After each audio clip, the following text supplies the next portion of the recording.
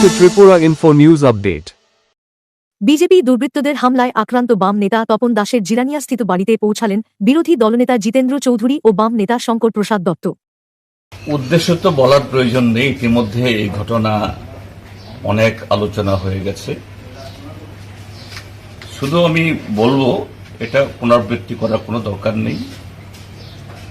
এই ঘটনা ঘটার পর এলাকার যিনি প্রতিনিধি এবং মন্ত্রীও তিনি, তার রিয়াকশন শুনেছি। এখন তপন তারাও বলেছেন যে তিনি দুঃখ প্রকাশ করেছেন এবং যারা এই সমস্ত করেছেন বা করতে পারেন, স্বাভাবিক তিনি জানবেন কারা করেছেন, তাদের হয়ে ক্ষমাও চেয়েছেন।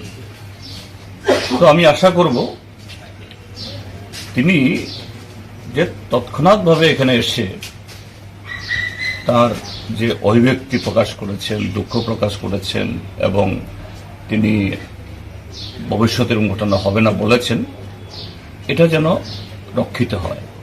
এবং এটা শুধু এই বাড়ির প্রতি না,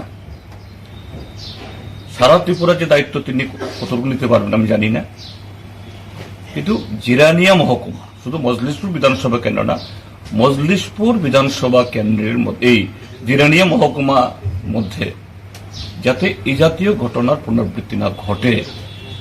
এবং আমার দৃঢ় বিশ্বাস, তিনি যদি ভূমিকা নেন, তিনি যদি সত্যি যে সে ধরনের দায়িত্ব পালন করেন, সম্ভব, তার প্রতি আমার সে আস্থা আছে।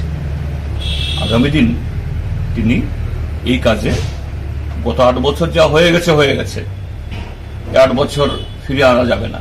এই 8 বছরে এই হাওড়া নদীতে বহু জল গড়িয়ে গেছে, এই জল আর ফিরবে না। কিন্তু সামনের দিন যাতে ঘটনা না হয়, এই ক্ষেত্রে তিনি ভূমিকা নেবেন এবং যদি ভূমিকা নেন তিনি এটা করতে পারবেন, এই আস্থাও আমাদের আছে। To Tripura Info and press the bell icon so that you never miss any latest updates and news on Tripura.